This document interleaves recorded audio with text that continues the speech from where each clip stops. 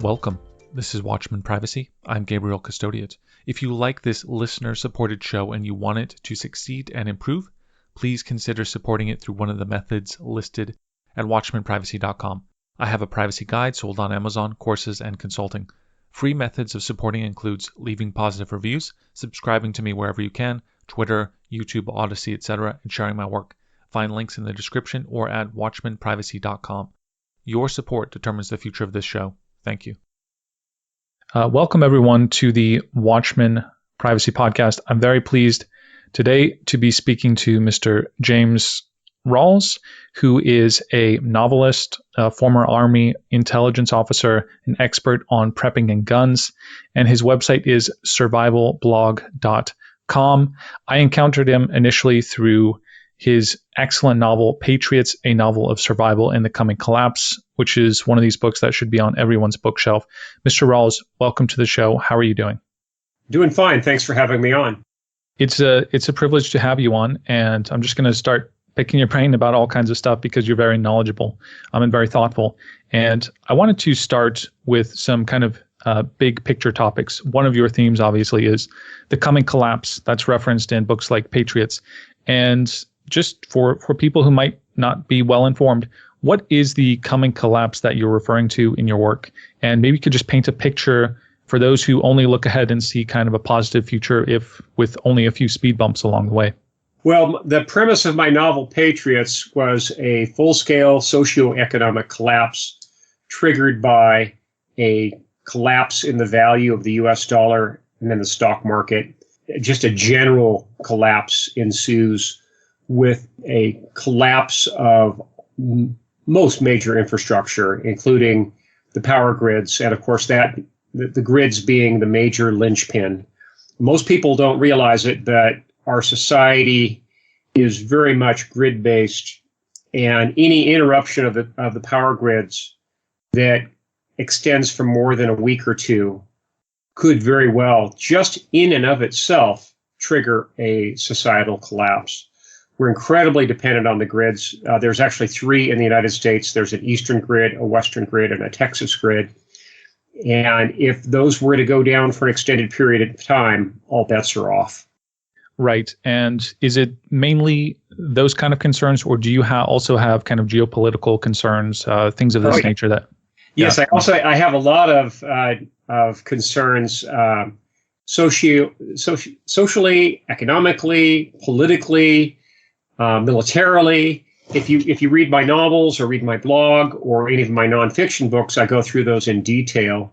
But there are manifold threats that face humanity right now.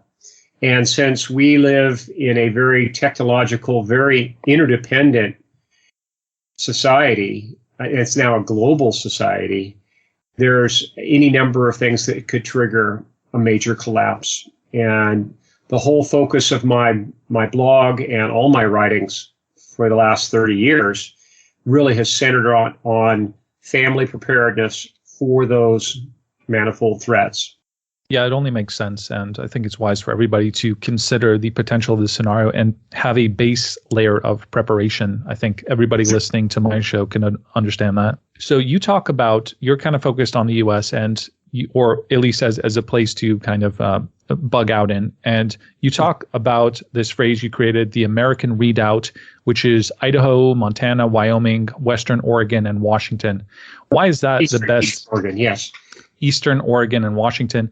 Why is this the best bug out place in the country? Well, there's several reasons. First and foremost is low population density. In my estimation, more people mean more risk. If you get to an area with low population density, you eliminate most of the risk. The other big advantage of the inland Northwest in particular is that it's a power exporting region rather than a power importing region. So if the power grids go down, if the grid is going to reconstitute anywhere, it's most likely going to be in a power exporting region. And there's very few of those in the country. The Four Corners region down in the Southwest and most of the inland Northwest are power exporters. Most of the rest of the country are either neutral on power or power importers. So I think that's the biggest advantages of the inland Northwest. That and just it's a very agrarian area. Most people are involved in farming or ranching or logging. And because of that, people tend to be more self-sufficient in general. And the more self-sufficient your neighbors are means you're in a situation where you can be self-sufficient and not have to worry about your neighbors starving to death. You're living in a suburban area that's contiguous to a major urban area. Your only concern is going to be security 24 hours a day, 7 days a week, with a 360-degree perimeter. It would be overwhelming to live in a high population density area in the midst of a full-blown grid-down societal collapse.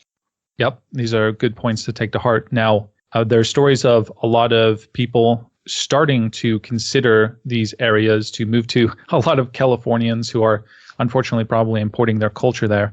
Have you noticed this? And is this an area that's still open to new people? Yes, there's a huge number of people moving from out of state. Thankfully, though, most of the people moving in are quite conservative and libertarian minded. And most of the folks moving in who are conservatives also tend to have large families. So from a demographic standpoint, they far outweigh the number of liberals that are moving in. And liberals tend to have just a few kids or no kids. So demographically, the situation is kind of sorting itself out in our favor. And I'm saying in favor of people who are more conservative and freedom loving.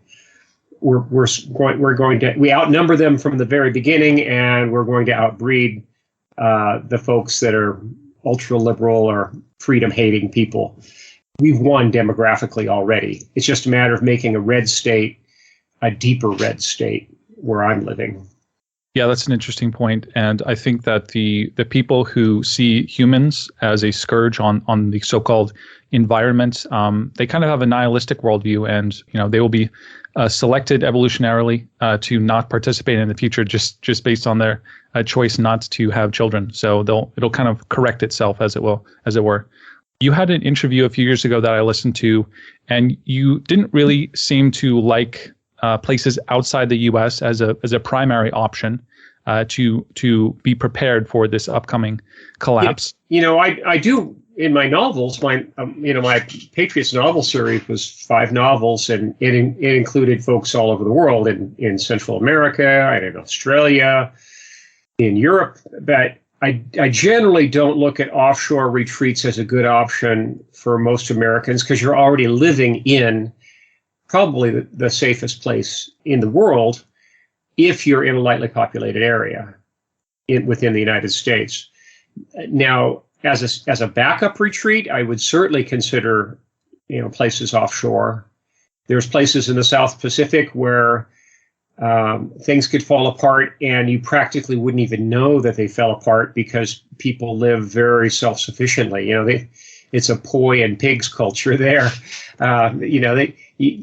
It's very self-sufficient. People are engaged in a lot of fishing and small-scale agriculture, small livestock raising, poultry raising, and swine raising, and harvesting coconuts. Yeah, it can be very self-sufficient there. The problem is that there's political drawbacks to most of those societies, and the biggest drawback being, unless you're born into that society or marry into that society, you're always going to be seen as an outsider. And in the event of a major global collapse, the last thing I want to be is the expendable new guy. Yes, these are all good points. If you're listening, go back and also give a listen to Matt Smith's Escaping to Uruguay for his perspective on the issue. Mr. Rawles, I like to kind of open people's minds to things that are important but not really discussed or obvious to people. And one of those is that if you're living in most places on Earth, and especially in places like Europe, you have a strong federal government. And one of the things that you could argue has made the U.S. as good as it has been is the fact that we have a more decentralized government and county governments that have a good bit of power. I wonder if you could just kind of explain, maybe to somebody who's grown up in one of these European countries, and they're not even familiar with this concept, what about the fact that the U.S. has kind of county governance? Why has that contributed to the USA's success? Some people look at that as a drawback. I look at it as a huge advantage. I just recently had a consulting call with a client in England, and I was trying to explain to him the way that the American legal system works, where each state has its own set of laws, and even down to the county level, there are county ordinances that vary depending on where you are. And it was kind of a foreign concept to him because in England, they have what they generally refer to as the country code, where you have a uniform set of laws that applies to anyone living in the United Kingdom. And the advantage there is, of course, everybody knows the law. The disadvantage is there's no escaping that law. Here in the United States, if you dislike state governments restricting firearms, for example, or restricting homeschooling, or clamping down on home birth, or whatever, you can just vote with your feet and move. That's an option that's really not available inside a place like England, or even for that matter, in Canada, where everyone's trapped under a set of nationwide laws in Canada that are quite draconian.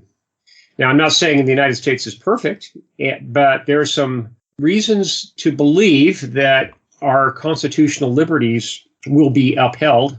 If you look at the recent Bruin decision, for example, coming out of the Supreme Court, it's quite encouraging. And if you look at U.S. v. Lopez, back, what was that, in the 1980s, it's really getting the appellate courts, especially the Supreme Court, are building on that decision and encouraging states' rights and discouraging monumental federal government powers. And in the case of the Bruin decision, which came out last year, I think we're going to see a large number of federal firearms regulations rolled back in the next few years. That's quite encouraging. It is a kind of form of geo-arbitrage flag theory that you can play just within the United States if you're... Right. And even within the states, if someone lives near a state line, they can have a little bit of tax arbitrage as well. Say, for example, someone lives right along the Columbia River that divides Oregon and Washington. If someone lives in Washington, they can go shop across the river in Oregon where there's no sales tax. So you get an arbitrage there. There's differences between states that go far beyond just taxation, but there's advantages of living near a state line. And from the standpoint of individual sovereignty, I think there's good reason to live near a state line if you're contiguous to a state that has certain advantages that you can play off of. For example, in Idaho, for example, there's a sales tax. In Montana, there isn't. In Idaho, you can register a vehicle for $25, whether it's a 1960s junker or a Maserati. It's $25 regardless of how that car is configured and what its Kelley Blue Book value is.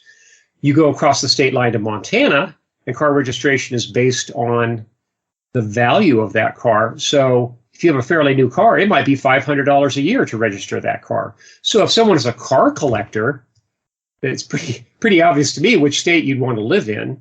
Look at state arbitrage very carefully when you select an area to live. And a lot of my consulting work and a lot of what my blog is all about, that's survivalblog.com, is helping people to make decisions on where they want to live. If you want to call it the downside to that kind of system is if you have a will, if you have a trust, if you have vehicle ownership, if you have lawsuits, they can get really confusing if you're trying to go between different states because they each have their own rules. And for some things like laws involving like night vision equipment or body armor or firearms, or even firearms magazines, for goodness sake, nowadays, you have to be really careful when you travel to know the state laws of where the jurisdictions you're traveling into. And some of those jurisdictional differences are right down to the county level or city limits level in some states. So you really have to do your homework there. Right. So let's say you were just, I think, going into like Massachusetts, your regular Glock with its however many bullets, that could be illegal to just be having it on you, just crossing a border. We're having just an empty magazine. We're talking about a piece of plastic that could literally be a felony to possess. One more kind of high-level question for you, Mr. Rawles. So outside of, we kind of talked about the geopolitical concerns. You've written about China being a great threat. You've written about Islamic fundamentalism being a great threat. What do you see as kind of the leading geopolitical threat in 2023? Oh, boy. At a supranational level, all of the UN maneuvering that's going on right now, pushing for a global identity card or chip or passport or whatever they're going to call it, or however they might institute it. But I look at multinational or supranational controls as the greatest threat in the long term, because a lot of individual countries are going to, as signatories to these treaties.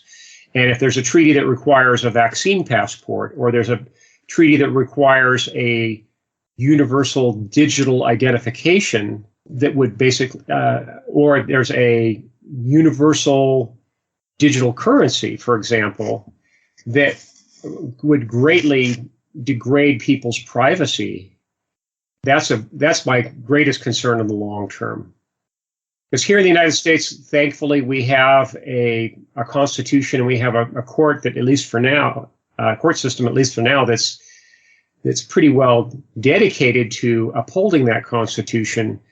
But at a supranational level, we're in trouble in the long terms if individual nations sign up for this nonsense. And again, if there's a digital identification required to access the internet, all privacy is gone. If there's a digital currency that becomes universal and private currency, like private crypto, or traditional currencies become illegal to use, then again, all privacy is gone. Because unlike private cryptos, which are wonderfully opaque, sovereign cryptos, such as what they're now calling central bank digital currencies, CBDCs, are fully transparent. And that transparency is a loss of individual privacy. That transparency means every transaction will be seen, can be tracked. They'll know who's on each end of that transaction, and it can be taxed. I did want to ask you, pick your brain, obviously, about guns. Now, John Jay was quoted as saying, "Government that wants to take away citizens' rights to bear arms is unworthy of trust." For those who live in a civilized country such as the U.S., where gun ownership is allowed, and who are also interested in privacy in gun ownership, what should people keep in mind regarding things like storing guns in one's houses, when they transport guns? Sure. Do you have any ideas for those who don't want others to know that they have guns? Well, I guess it all depends on what state you live in, and that gets back to what we were talking about earlier with the patchwork of laws in the United States. Thankfully, under federal law, anyone over the age of 18 can manufacture guns with no real paper trail, with no serialization required. There's still quite a bit of privacy there. So for anyone who wants absolute privacy, and if they live in a state where private sales have been done away with, where there's basically a paperwork tracking on any gun with a serial number, you have two workarounds. One is pre-1899 guns, which are not considered firearms under federal law and not considered firearms under most state laws, or making your own guns out of 80% complete receivers, or nowadays you can do it from a full block of metal with a ghost gunner machine, for example. They're really not that difficult to make. Thankfully, here in the United States, it's only the receiver that's considered, or frame that's considered the firearm. That's the serialized part. In most European countries, any pressurized part is considered a firearm in and of itself. So if, for example, not just the receiver, but also the barrel of a gun is considered a restricted item and subject to control. That's where it gets, and barrels are actually the most difficult part of a firearm to manufacture from a machining standpoint, the most complex. Thankfully, here in the United States, they're not restricted. You can buy those mail order with no paper trail whatsoever. For pre-1899 guns, I actually have as a side business a company called Elk Creek Company, where I specialize in pre-1899 cartridge guns. And a lot of my customers are in gun-restrictive states, but like even now, I could ship a pre-1899 cartridge long gun, a Mauser made in the 1890s, for example. I can ship that right to someone's doorstep in California with no paper trail required. Yeah, you covered a lot of topics that I was going to ask you specific questions about, but that's fabulous information. And Mr. Rawles here is he's very attuned to all the legality of these things. Of course, we're not giving any legal advice, but everything he's explained is well within the laws of the United States. When speaking on this topic, Mr. Rawles, a private gun sale, what does that entail?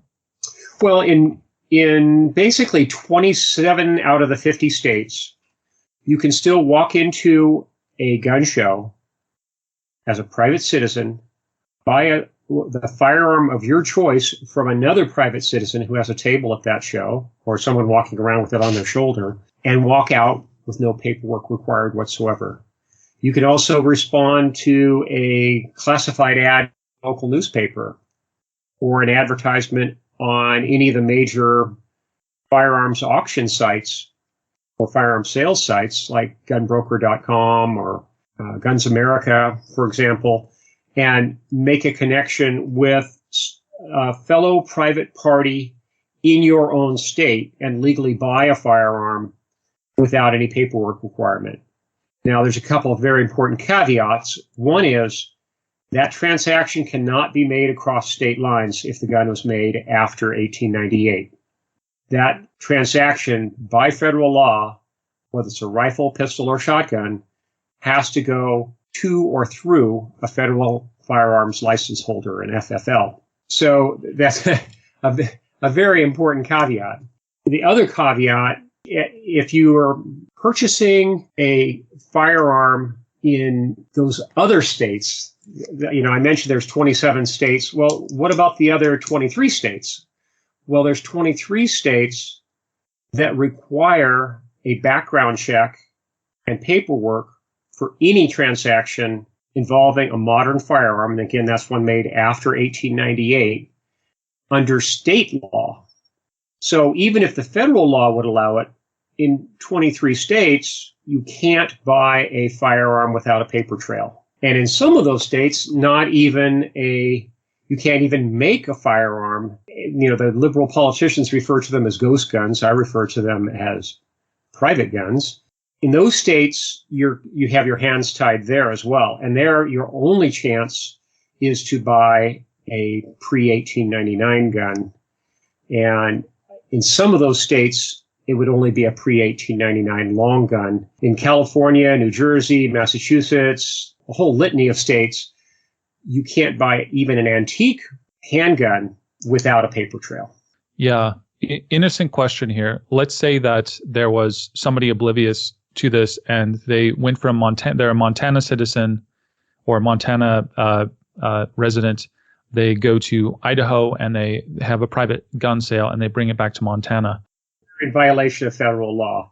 I'm sure that goes on a lot. In fact, I've seen Canadians walk into gun shows and walk out with firearms, and I'm just there kind of biting my lip saying, well, I hope no one in a position of authority sees that take place. Right. Technically, if it's a gun made on or after January 1st of 1899, that's classified as a firearm. Any gun made on or before December 31st of 1898 is not a firearm. It's considered an antique under federal law, and there's no restrictions whatsoever. Well, I take it back. If it's a shotgun with a barrel length of less than 18 inches or a rifle with a barrel length of less than 16 inches, it's still restricted under the National Firearms Act, even if it's pre-1899, or a machine gun made before 1899. And yes, there were some. Very interesting. And I guess there would be a trust-based system. I don't know how they would show for certain whether a gun was crossing a state line. I suppose a lot of that is trust-based. The transaction would literally have to be observed by a law enforcement agent, and then that person would have to be seen entering their vehicle and then traveling across state lines. Because actually, under federal law, it's the transport, it's the interstate commerce of that gun that makes it illegal, because it's all under the Commerce Clause of the Constitution where that restriction comes in. So presumably someone could buy a gun out of state, say they own property in both Wyoming and Montana, for example, and they buy a gun, their primary residence is in Wyoming, and they buy a gun at a Montana gun show. If they never take that gun across the state line into Wyoming, if it stays in storage in their other residence, there's no harm, no foul. At least that's my understanding of the law. For those who live in those other states, or for those who cannot find a private transaction, a way to make a private transaction, what form or what process do they have to go through, and what are they exposing along the way? Wow, it's really complicated. A lot of it depends on state law. But again, your best bet is, if there's no restrictions on so-called ghost guns, is go ahead and just make your own. And there's a wide variety of modern guns that you can make, whether it's ARs or semi-automatic pistols or Kalashnikov AK family guns. They're quite easy to make with even just rudimentary machining skills. Or if you don't have great machining skills, you go ahead and spend a couple of $1,000s and buy a ghost gunner, and you can crank out as many as you'd like for your own personal use. That's the other way people have gotten tripped up. Even people with ghost gunners have gotten in trouble for having what are called build parties, where they have their friends over to make guns, make receivers on their ghost. Interesting. Huh. But they've actually been prosecuted for that, for being engaged in the business of firearms manufacture. So technically, the only way you could do that would be to buy a ghost gunner, crank out as many receivers as you want for yourself and your immediate family, and then, at least on paper, sell that ghost gunner machine. Here we're talking about a box the size of a desktop printer. You'd sell that box to a friend, and then he would make as many as he wanted, and so on. That's the way to do that legally without running afoul of any unlicensed manufacturer regulations. Fair enough. Yeah, I don't think that people should really seriously entertain the kind of full process of filling out the form in the U.S. and getting the gun in that way. You should find a legal alternative to that. The other major alternative, of course, is pre-1899 cartridge firearms. It's not just muzzle loader black powder guns. Even cartridge firearms that shoot modern cartridges, if they're made before January 1st, 1899, they're not firearms under federal law. So you can buy a gun like a 7mm Mauser, or a 6.5 by 55 Swedish Mauser, or a Smith & Wesson top break revolver, or a Colt revolver made in the 1890s. They're still not considered firearms under federal law. So there's a huge advantage there.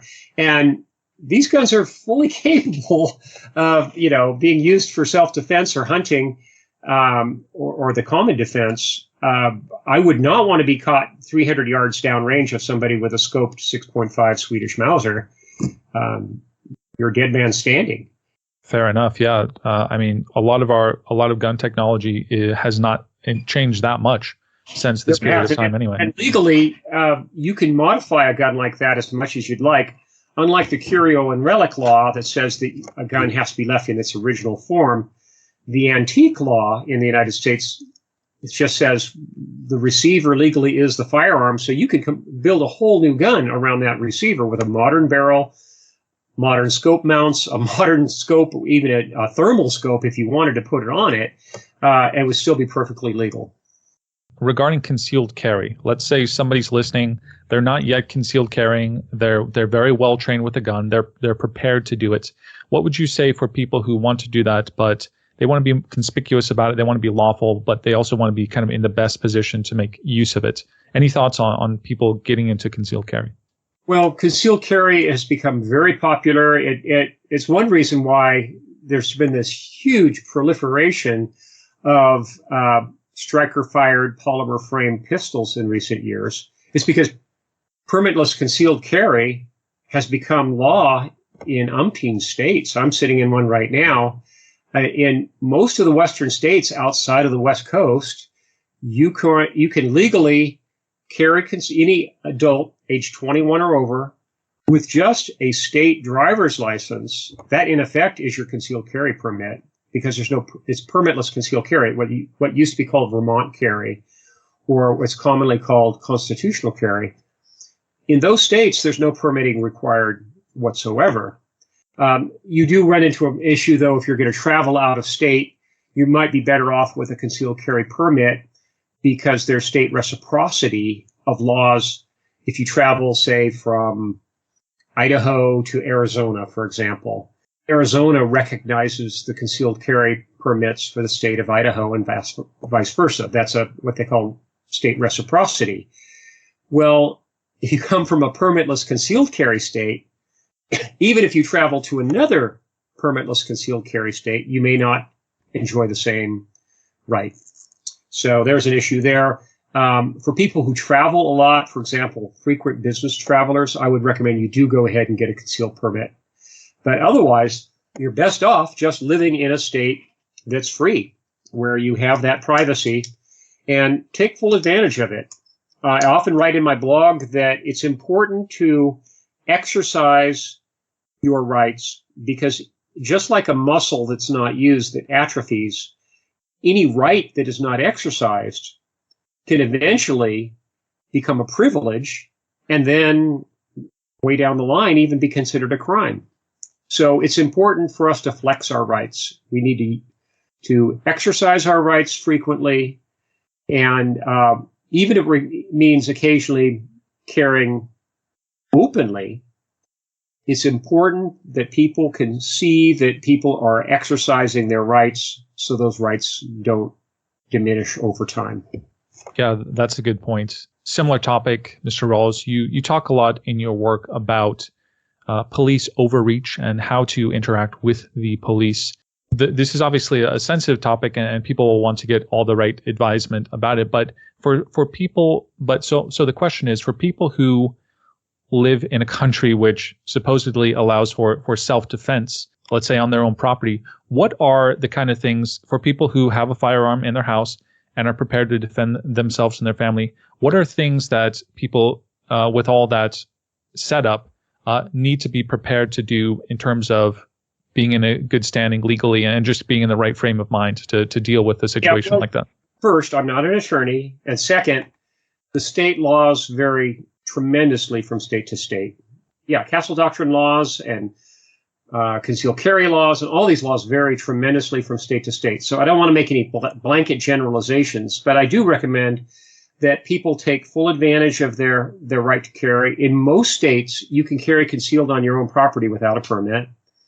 And if you're concerned about getting into a situation where you have a confrontation with a robber, a home invader, or a burglar, I do recommend, it's fairly inexpensive, joining the U.S. Concealed Carry Association. That's the USCCA. They provide legal counsel for anyone who's involved in a self-defense shooting situation. So it's kind of cheap insurance, really. And unfortunately, not only do we live in a society with a rising rate of home invasion robberies, we also live in a very litigious society. And if you were to shoot someone, you don't want to be in a situation where you're facing that person in a civil suit where they're in a wheelchair paralyzed for life because you defended yourself, and now they're seeking $20 million in damages. You need to have legal protection. Yeah, fair enough.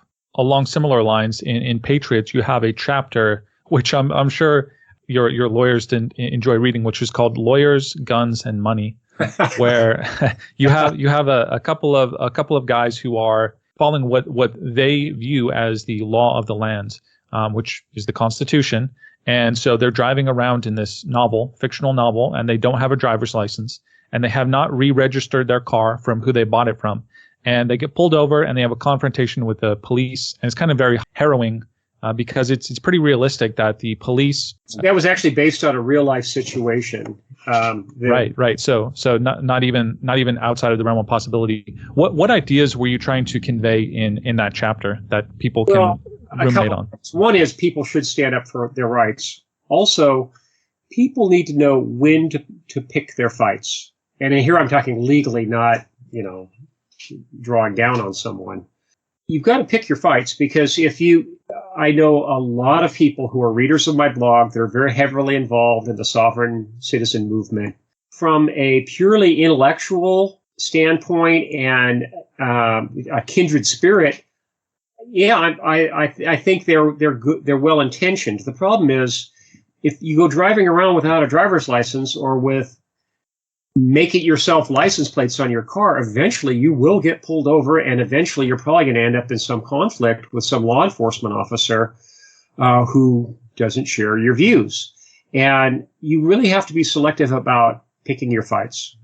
My advice generally is to see these things fought in court, but unless you are young, single, and independently wealthy, your chances of getting through this unscathed are probably pretty slim if you end up in the court system. They love just grinding people down. Even though you may be right morally, legally, constitutionally, we still live in the real world where there's very malicious prosecution that goes on.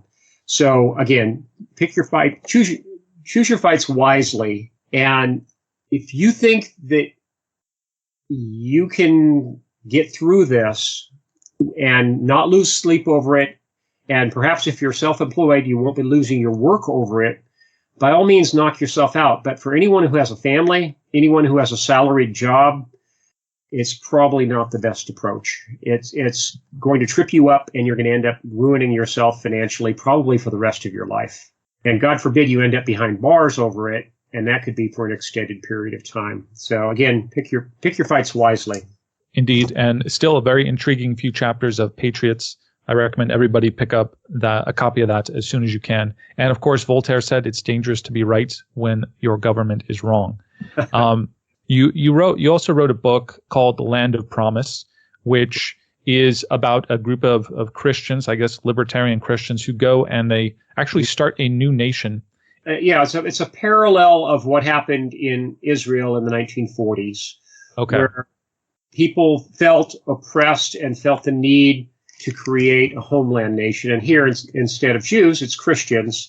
And this is set in the future with the rise of a global Islamic caliphate, which has varying degrees of control over most of the nations of the earth, either subtle or overt. I basically wrote Land of Promise as a think piece to get people thinking about their sovereignty, about their liberty, their privacy, what's really important in life.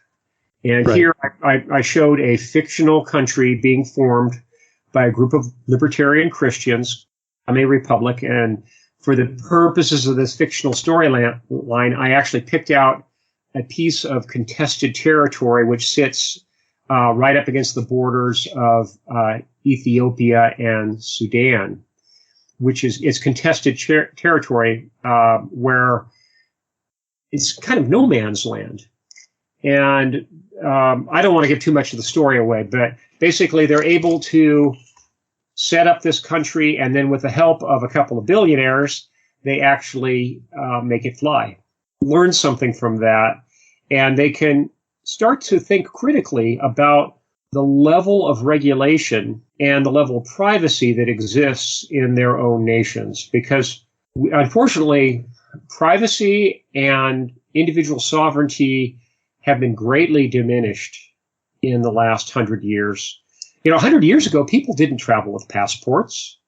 That was only a few nations had passports. I can remember even as a child, my family would travel to Canada freely. My dad just showed his driver's license. He was asked how long he'd be in Canada. And was told, enjoy your trip. That was it. There was no passport required to travel into Canada. Right. We weren't even asked if we had firearms in our car.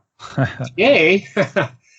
Oh, yeah. And the latest, of course, now in Canada is you can't carry a folding pocket knife if it could be opened with one hand. If you have a pocket knife with a stud, or God forbid, an automatic knife, or just a hole in the blade to get your thumb into to flip the knife open with one hand, that's banned in Canada. And you could be prosecuted for possessing one. If you attempt to cross from the United States into Canada with one of those, it's going to be seized as contraband.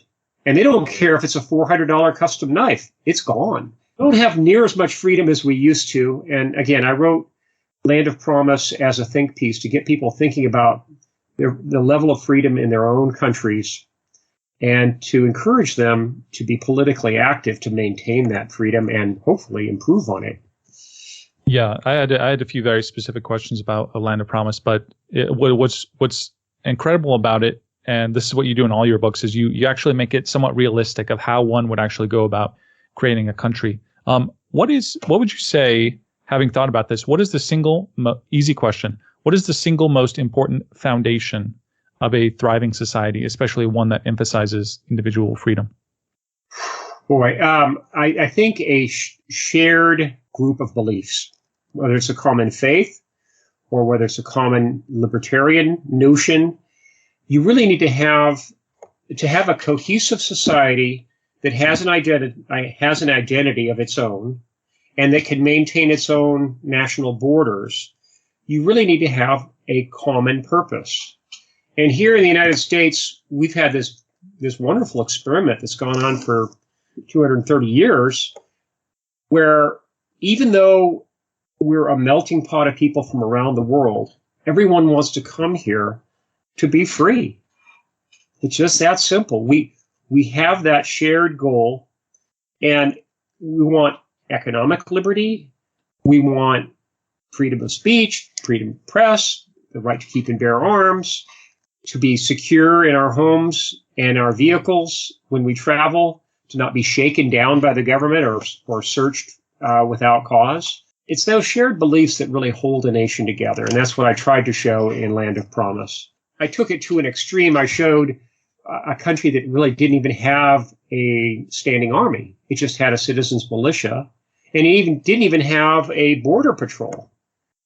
It just had people take turns and no driver's licenses, no pilot's licenses, no car registration.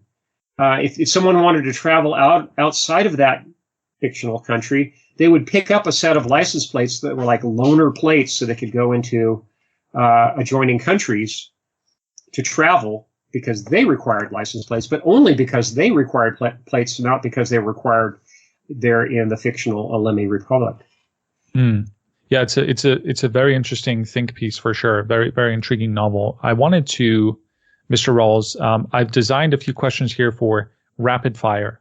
And I wanted to start with this. What is your favorite gun for concealed carry? Right now, a Glock 19, or clone, like a PSA dagger. A favorite gun for home defense? A Remington 870 riot gun. In the New Testament, Jesus says, give to God what is God's, give to Caesar what is Caesar's. What is Caesar's? Caesar would be constituted government, but I would put the caveat that it would be a godly government, a constitutional government. We're not obliged to render unto a totalitarian dictatorship. If Land of Promise was run by Catholics, would you want to live in that society? Probably, yes. What single thing do you think has most contributed to the decline of America? Moral decay. Of the upcoming bans on gun accessories that you foresee, what is that are most likely to happen? What is the accessory do you think that's most under attack that people might want to consider stocking up on?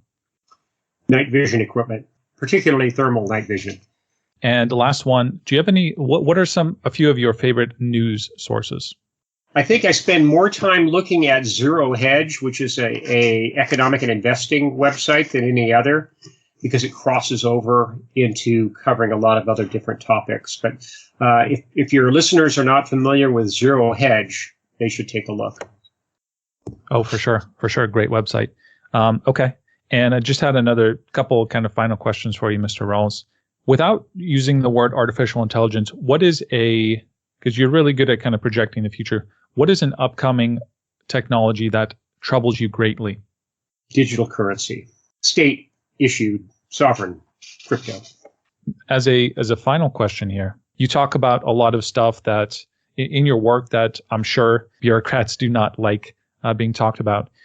Have you had, just for the public record or to kind of point it out, have you had any trouble with things like border crossings or institutions trying to come after you personally for the stuff that you write about that you'd be willing to say?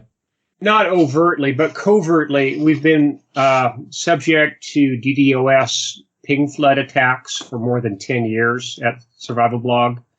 I've also been deranked in the search engines. I've been debanked, literally by my own bank saying, "Oh, we're closing your account. No reason given." Right. Those are the main things that I've been subject to personally. I haven't had any problems with border crossings. I live in a jurisdiction where I have a like-minded sheriff. So I'm hoping that if we ever had a situation where federal agents came snooping around, that I might be tipped off. But thankfully, up till today at least, I really feel that I've been under God's protection. And I pray daily because obviously I'm a pretty high-profile guy. I'm very circumspect about my contacts with people. I just go with the assumption that every word I speak on the phone or even in the privacy of my own home may be monitored. I'm a big believer in good old-fashioned typewriters. And a lot of my correspondence is by mail, traditional mail. Since you're a privacy podcast, I want to take a slight detour.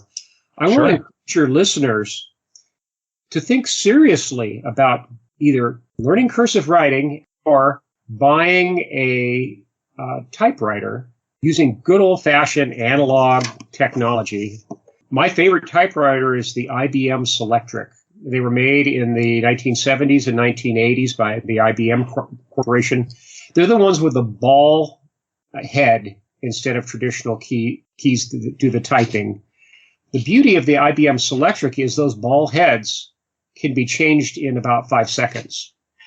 So not only can you change type fonts, but at garage sales, you can find whole plastic containers holding like a dozen different ball heads.